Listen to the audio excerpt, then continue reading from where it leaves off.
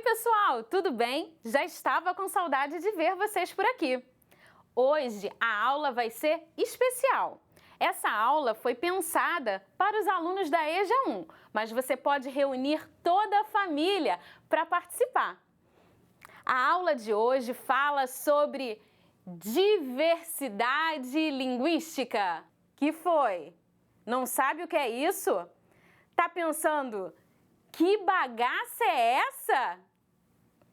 Não se preocupe, eu sou a professora Fabiola Cruz e estou aqui para te ajudar nisso. Para tornar essa aula mais inclusiva, eu vou me apresentar para vocês. Eu sou uma professora negra, de olhos castanhos escuros, cabelos também castanhos escuros, mais ou menos na altura dos ombros. Hoje estou vestindo uma blusa de cor vinho e estou aqui no estúdio da Multirio. Bom, mas vamos lá. Que bagaça é essa, né? Pessoal, com certeza você conhece alguém que mora em outro estado. Certamente, de repente até mesmo um parente seu. E essa pessoa fala de uma forma diferente que a sua. Às vezes a gente usa palavras diferentes para poder mostrar uma mesma coisa. A língua é um instrumento vivo de comunicação. Sabe por quê? Porque ela está sempre em mudança, está sempre em movimento. Ela muda de acordo com a região de onde as pessoas moram. Você sabia disso? Já parou para prestar atenção nisso? Uma pessoa que mora no Nordeste fala diferente de uma pessoa que mora, por exemplo, no Sudeste. Existe também a possibilidade de mudança da forma de falar por conta do tempo. Existem palavras, existem formas de escrever que existiam no passado, mas que hoje não existem mais.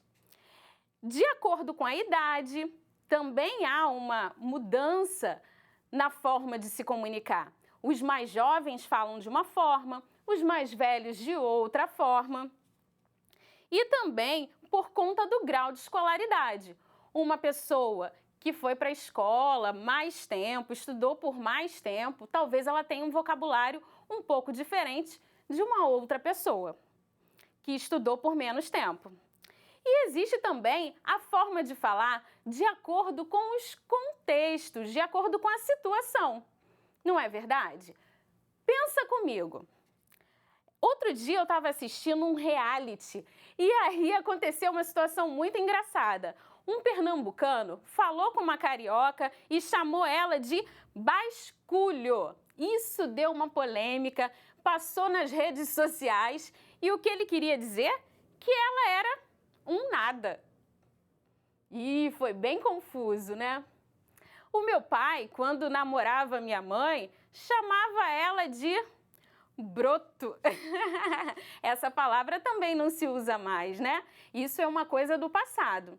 E a mesma coisa, por exemplo, para a palavra consequência. Essa palavra tinha trema. O trema a gente nem usa mais. Então, tudo isso mostra que a nossa língua, ela muda de acordo com várias situações. Inclusive, o português que é dito aqui no Brasil é diferente do português que é usado lá em Portugal. Você sabia disso? Vou dar um exemplo. Cueca é igual a calcinha lá em Portugal. Imagina que isso ia dar uma confusão. O português do Brasil reflete as influências linguísticas e culturais dos povos que participaram do processo de formação na nação brasileira. E é isso mesmo. Se nós pensarmos em tudo que foi dito, em toda a construção da nossa sociedade, a gente vai saber que existe essa diversidade por conta de tudo que já aconteceu no nosso país. Por exemplo, nós temos influência dos povos indígenas nativos, nós tivemos influência dos africanos, nós também temos influência dos portugueses, dos espanhóis, franceses, holandeses, uma infinidade, uma cultura muito rica. E por isso é importante a gente falar. Não existe forma melhor do que outra. O importante é se comunicar. Não existe uma forma de comunicação que seja superior à outra. Pense nisso. Agora eu vou apresentar para vocês os 4 tipos de diversidade linguística. A primeira que eu vou mostrar para vocês é muito conhecida. Essa primeira figura que vocês estão vendo é a figura de quê? Vocês chamam essa figura de quê? É apenas um pão? É apenas um pão francês? Cacetinho? Carioquinha? Ah, viram quantas formas diferentes de falar a mesma coisa? Pois é, nós falamos pão de sal aqui no Rio de Janeiro, mas pão francês é usado lá em São Paulo, cacetinho no Rio Grande do Sul e, por último, carioquinha lá no Ceará. Interessante, né? Nessa outra figura, vocês estão vendo uma raiz que é deliciosa, que tem várias formas também de chamá-la. Alguns chamam de aipim, outros mandioca, outros macaxeira. Aipim nós falamos aqui no Rio de Janeiro. Eu adoro. Frita, cozida, para mim de qualquer forma é uma delícia. Mas tem gente que também gosta, mas chama de mandioca. Isso é mais lá para quem mora em São Paulo. Macaxeira é muito utilizado na Bahia. Viram? Existe toda essa diferença dessa forma de falar que a gente chama de regionalismo. Agora nós falaremos sobre a diversidade histórica. Vocês vão entender quando eu apresentar algumas palavras. Nesse primeiro quadrinho nós temos vossa mercê, vós mercê e temos também a palavra você. Ou seja, todas essas palavras significam a mesma coisa, só que foram mudando ao longo do tempo. E eu até posso imaginar que no futuro você vai passar a ser somente C. Bom, a gente também pode falar da palavra farmácia. Antigamente, farmácia era escrito com PH. Hoje nós usamos a letra F. Viram aí a mudança, a diferença? Será que os mais velhos ainda lembram de quando farmácia era escrito com PH? Continuando lá no slide. A gente tem aí a palavra flerte, paquera, crush. Os mais novos chamam a paquera, aquele pretendente, de crush. Mas no passado, melhor dizendo, a gente usava outras palavras, né? Os mais antigos usavam outras palavras. Muito legal, né, gente? Às vezes a gente não se dá conta de toda essa variação. Mas vamos continuar, que tem mais coisa aí. Até a foto já foi fotografia, né? Hoje a gente fala de selfie. Hoje a gente fala de uma forma diferente. Hoje todo mundo quer tirar selfie. Em todo lugar que a gente vai é selfie para lá, selfie para cá. Mas vamos olhar o próximo slide para a gente ver mais um tipo de diversidade. Agora nós falaremos da diversidade social. Ela é relacionada a grupos sociais, por exemplo, idade, sexo, classe social, grupos sociais. Eu trouxe até alguns exemplos aí. Por exemplo, um advogado, quando ele fala de apelação, ele quer dizer quando a parte vencida contesta uma sentença. Já, pessoal, Pessoalzinho que gosta aí de um futsal, quando fala de apelação, pensa em outra coisa, né? Olhando lá para o slide novamente, a gente tem aí os surfistas, que têm uma comunicação toda diferente também. Por exemplo, nessa frase, só tinha prego na água. O que esse surfista quer dizer?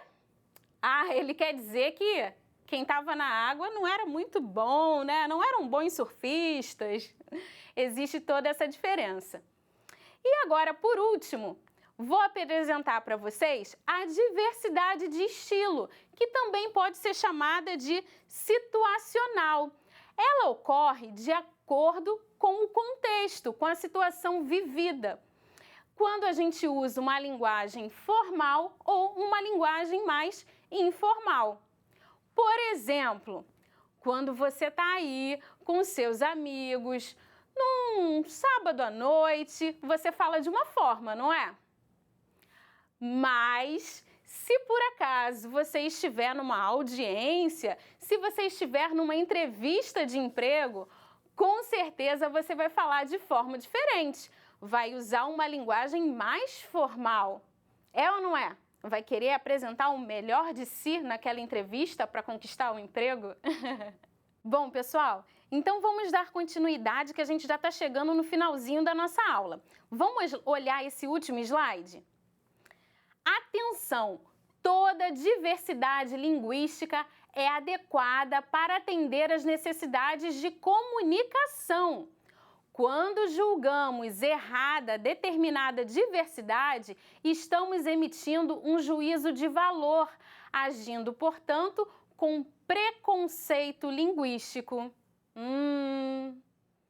E preconceito não é nada bom, em situação nenhuma. Como nós falamos no início da aula, não existe forma mais correta do que outra de se comunicar. Ninguém pode se sentir superior ao outro pelo fato de falar de uma forma diferente. O importante é a diversidade. Pensa na riqueza que existe na nossa forma de se comunicar. Pessoal, a gente está chegando no final da aula. Eu espero que vocês tenham gostado bastante. Hoje nós falamos sobre diversidade, conceituamos o que é diversidade linguística, apresentamos os 4 tipos de diversidade, falamos que elas podem ser regional, histórica, social e de estilo, de acordo com a situação. Falamos também que preconceito não é nada bom e agora eu deixo para vocês um desafio. Que tal vocês fazerem um glossário, uma espécie de dicionário com palavras que você usa aqui de uma forma, mas que em outra região se usa de outra forma? É muito curioso. Com certeza você vai aprender muito com essa pesquisa. Pessoal, eu fico por aqui. Espero que vocês tenham gostado dessa aula. Um beijo no coração de vocês e até a próxima! Tchau!